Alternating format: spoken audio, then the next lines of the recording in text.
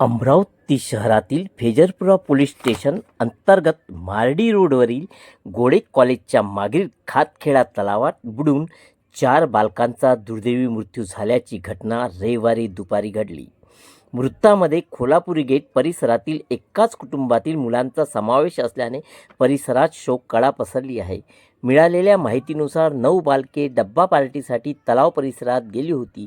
यावेळी सोनाली जोशी 16, आदित्य जोशी 12, पायल पंडित 21 व यश गजानन काकणे या चौघांचाही दुर्दैवी मृत्यू झाला आहे.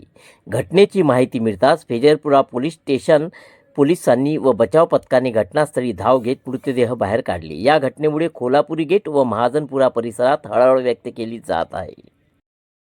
ती पाण्यात पोहायला गेली, एक गेल्यामुळे दुसरा गेला असं झालं आणि मग त्याच्यामध्ये आणखी पुढे खोल गेले असता त्यांना उडायला लागल्यामुळे त्यांनी एकमेकांना वाचवण्याचा प्रयत्न केला. परंतु तरीसुद्धा त्या प्रयत्नात 4 मुलं ही मृत्युमुखी पडलेली आहेत.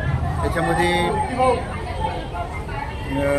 एक सोनाली जोशी वय 16, आदित्य जोशी वय 12, पायल पंडित वय 21 आणि गजानन काकणे वय 13 असेच एकाच नातेसंबंधातील मुलं आहेत आणि बाकीची 5 मुलं त्यातून सुखरूप बाहेर आलेली आहेत. नंतर गावकऱ्यांच्या आणि DDRFच्या मदतीने त्यांना वाचवण्यात आलेलं आहे आणि मृतदेह सध्या इरविन या ठिकाणी आणण्यात आलेले असून पुढील कारवाई फेजरपुरा पोलीस ठाण्याचे अधिकारी अंमलदार करतात.